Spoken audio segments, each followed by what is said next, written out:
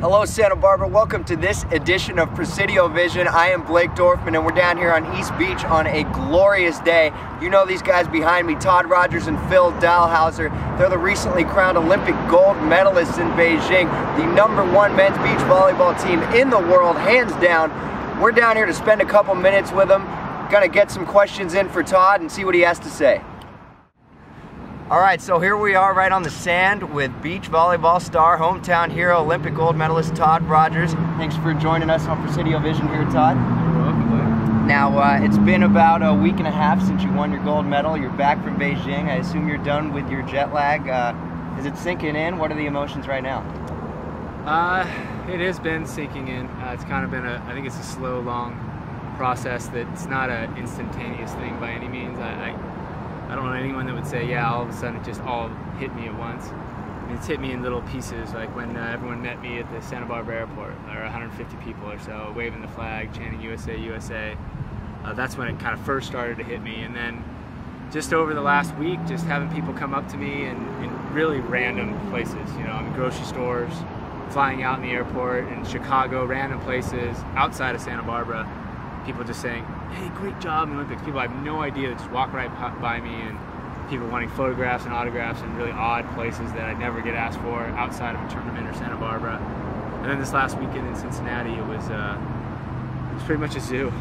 It was pretty gnarly. I mean, people screaming and yelling, and you know, thousands of people literally wanting autographs. Do you think the Olympics had a lot to do with such a big crowd in Cincinnati? I mean, have you opened the eyes to the sport around the country? I think it had a lot to do with it.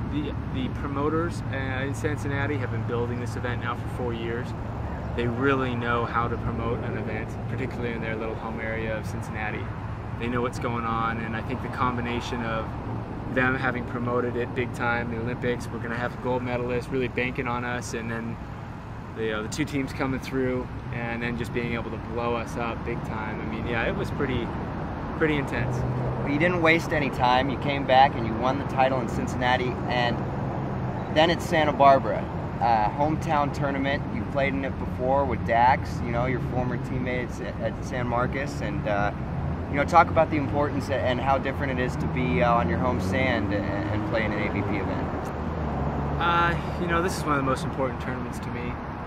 Just because I get to see a lot of friends and family that don't normally go to events, particularly a lot of friends that come out, check it out, that I haven't seen since high school or college or even before that at times.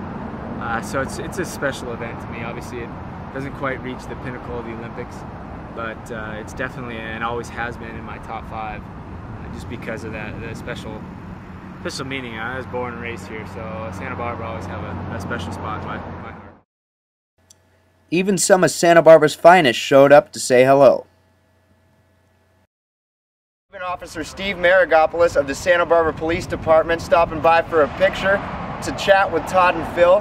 Thanks for coming on Presidio Vision with us. No problem. Talk a little bit about the hometown pride and what it's like to have a gold medalist come back. Well, just watching it on television was just awesome. And, you know, and you feel like you're almost a part of it because, you know, you're all hometown people, and you come down here and you watch them play all the time. And so I was just driving down the road and I saw the guys out here. I got to stop and say at least congratulations.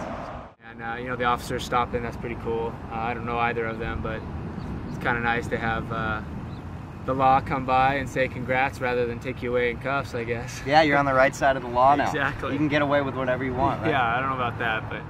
So, I talked to Karch Karai after you won the gold medal at Chaoyang Beach Volleyball Park, and he said that hands down, Phil Dalhausser, your partner, is the best volleyball player in the world, the best beach volleyball player in the world. Is that sort of an undisputed title right now, and what makes him the best?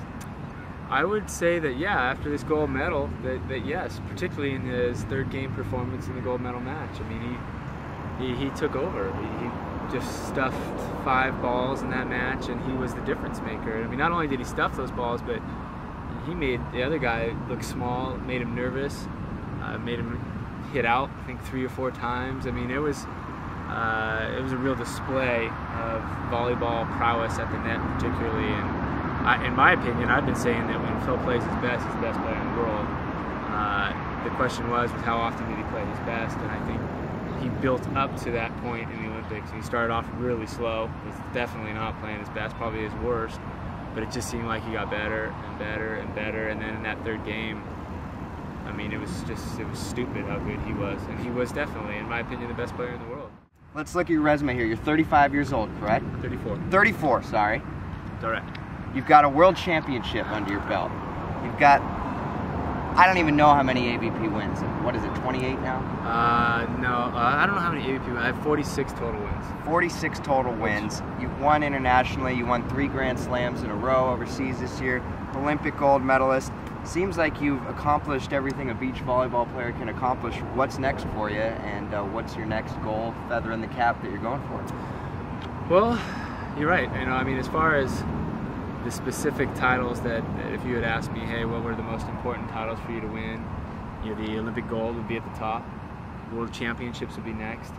Under that, in a group, would be the Santa Barbara event, Manhattan Beach, Hermosa, the Austria event, the variety of Grand Slams that Phil and I won this past June. So I've kind of won a lot of the big events. You know, I've won in Chicago, I've won in New York, won in Miami, won in Dallas, won in like most of the big cities that you could win in. Won in a lot of small cities too. Won the king of the beach, or the god of the beach, if you will. So all the individual accolades or the tournament titles that I would have ever said, yeah, I want to win these ones, I've now won.